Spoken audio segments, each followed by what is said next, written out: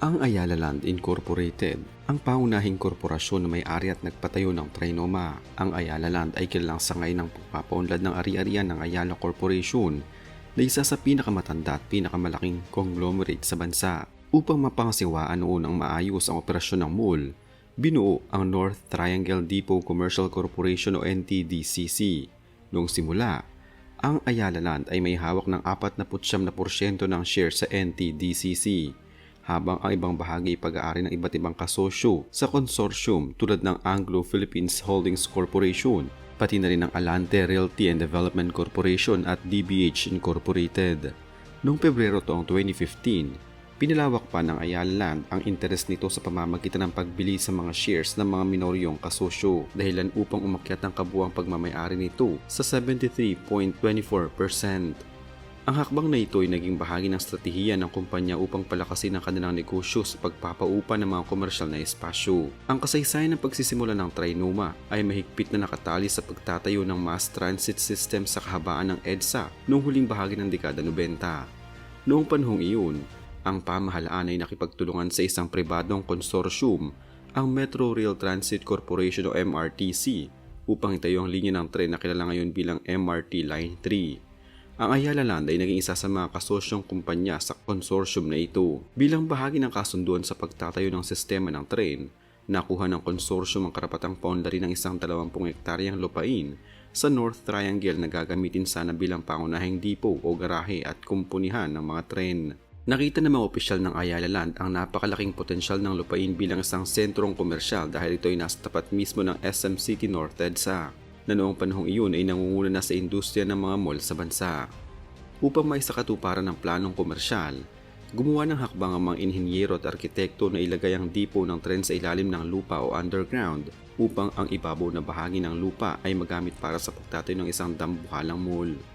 Ang aktual na konstruksyon ng Trinoma ay opisyal na nagsimula noong buwan ng Hunyo ng taong 2005, pagkatapos ng ilang taong pagkaantala dulot ng mga usaping legal at pinansyal. Ang pagpapatayo ng mall ay nagkakahalaga ng humigit kumulang 3 hanggang 4 na bilyong piso. Pagkalipas ng 2 taon ng masinsinang pagtatayo, formal na ipinakita ang mall sa publiko noong 25 ng Abril taong 2007, kung saan inihayag ng mga opisyal ng Ayala Land ang kahandaan ng struktura. Noong 16 ng Mayo taong 2007, binuksan ang mall para sa isang malawakang preview at soft opening upang masubukan ng mga pasilidad at tanggapin ang mga unang bugso ng mga mamimili. Ang grand opening o ang opisyal na paglulunsad ng kabuuang operasyon ng Trinoma ay naganap noong buwan ng Oktubre taong 2007.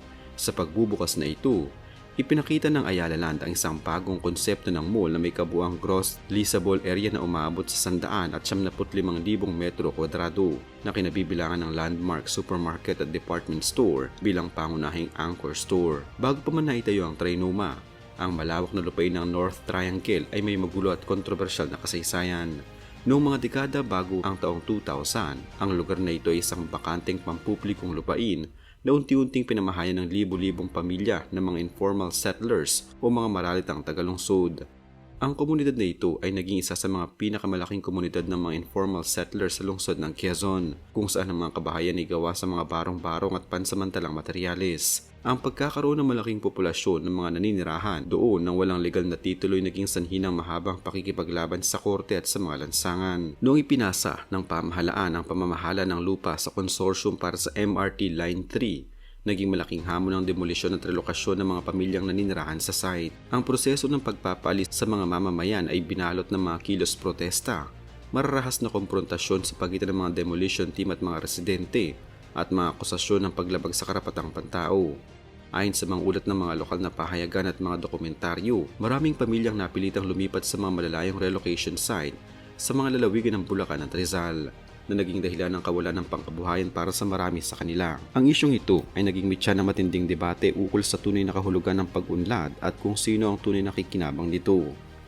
Bukod sa isyu ng mga informal settlers, ang Trinoma ay nasangkot din sa isang matinding kontrobersya ukol sa lokasyon ng itatayong Unified Grand Central Station o ang Common Station na mag-uugnay sa mga linya ng tren sa Metro Manila.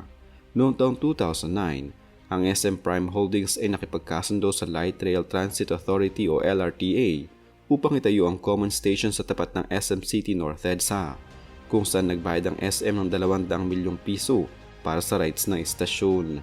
Subalit, noong taong 2013, nagpasya ang Department of Transportation and Communications o DOTC na ilipat ang lokasyon ng istasyon sa tapat ng Trinoma sa kadahilan ng mas makakatipid ang pamahalaan sa gasto sa konstruksyon. Ang desisyong ito ay nagdulot ng malaking galit sa panig ng SM Prime Holdings na agad na nagsampa ng kaso laban sa pamahalaan para sa paglabag sa kontrata. Noong Hulyo ng taong 2014, naglabas ang Korte Suprema ng isang Temporary Restraining Order o TRO upang pigilan ang paglilipat ng site ng istasyon sa Trinoma. Ang legal na bakbakan na ito ay tumagal ng ilang taon at naging sanhi ng pagkaantala ng mahalagang proyekto sa transportasyon na nagpapakita ng matinding kompetisyon sa pagitan ng dalawang naglalakihang kumpanya ng mall sa bansa. Nalutas lamang ang sigalot na ito noong huling bahagi ng taong 2016 na magkasundo mga partido na magtayo ng isang pinag-isang stasyon na maglilingkod sa parehong mall. Ang pagsikat at pagpatok ng Trinoma sa merkado ay hindi isang tsamba kundi bunga ng mga estratehikong salik na nakadokumento sa mga ulat ng GMA News at ABS-CBN News. Ang pangunahing dahilan ng tagumpay nito ay ang direktang koneksyon sa transportasyon. Ang mall ay tinayo sa ibabaw mismo ng MRT Line 3 Depot at may direktang tulay na nag-uugnay sa North Avenue Station ng tren. Dahil dito, ang milyong-milyong mga mananakay na bumababa at sumasakay sa tren araw-araw ay direktang dumadaan sa loob ng mall na nagbibigay ng permanenteng daloy ng mga potensyal na mamimili. Bukod sa tren, ang mall ay nagsilbing pangunahing terminal para sa mga bus, partikular na ang mga point-to-point bus, mga UV Express van at mga pampublikong jeepney na bumabiyahe patungo sa iba't ibang bahagi ng Hilagang Metro Manila at mga lalawigan tulad ng Bulacan at Pampanga.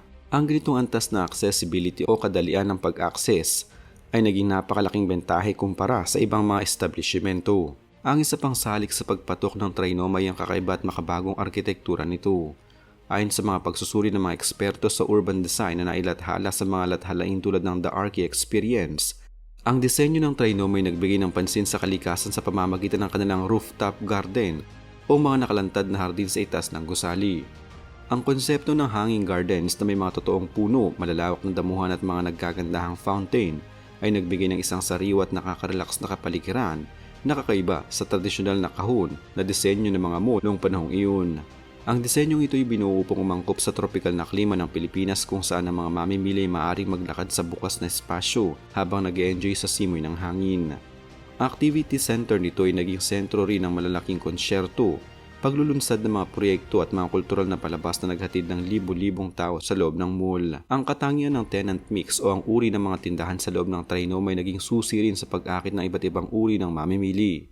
Sa mga ulat ng GMA News noong panahon ng pagbubukas nito, binagyang diin ng mga pamunuan ng Ayala Land na ang Trinoma ay dinasenyo upang mag-alok ng isang Greenbelt at Glorieta experience sa hilagang bahagi ng Kamaynilaan.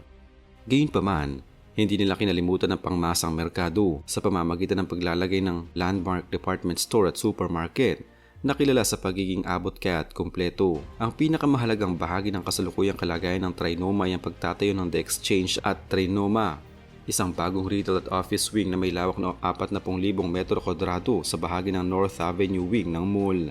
Ang bagong pakpak na ito ay nakatakdang magbukas sa huling bahagi ng taong 2026. Ang The Exchange ay dinisenyo upang maging isang tunay na intermodal transit hub na direktang nagkokonekta sa Unified Grand Central Station o ang North Triangle Common Station. Kapag naging ganap na operational ang stasyong ito sa ikalawang bahagi ng taong 2027, ayon sa ulat ng Department of Transportation, ang Trinoma ang magiging natatanging mall sa Quezon City na may direktang access sa tatlong magkakaibang linya ng tren, ang MRT Line 3, ang kasalukuyang ginagawang MRT Line 7 na patungong Bulacan at ang LRT Line 1. Sa usapin ng mga tindahan at kainan, marami ring mga bago at malalaking pangalan na nagbukas at magbubukas pa lamang sa Trinoma ngayong taong 2026. Ang Mindanao Lobby ay ginawang isang makabagong dining row at social hub kung saan matatagpuan ang mga sikat na kapihan at kainan tulad ng Proper Coffee Roasters, Little Floor, Pizza Sisters at kung ano-ano pa. Para sa mga mamimili, binuksan sa mall ang kauna-unahang plan and order shop ng IKEA sa Pilipinas, para na rin sa pinakamalaking sangay ng sikat na retail brand na Anko na may lawak na mahigit 1,600 metro kwadrado. Ang mga international na tatak ng kasuotan tulad ng Love Bonito, Victoria's Secrets, Bath and Body Works at JD Sports ay nagbukas na rin ng kanilang mga pinto upang maakit ang mga mas nakababata at modernong mamimili. Sa pagbubukas ng The Exchange, kumpirmado ring papasok ang unang sangay ng sikat na shoe retailer mula sa Japan na ABC Mart Grand Stage sa hilagang bahagi ng Metro Manila.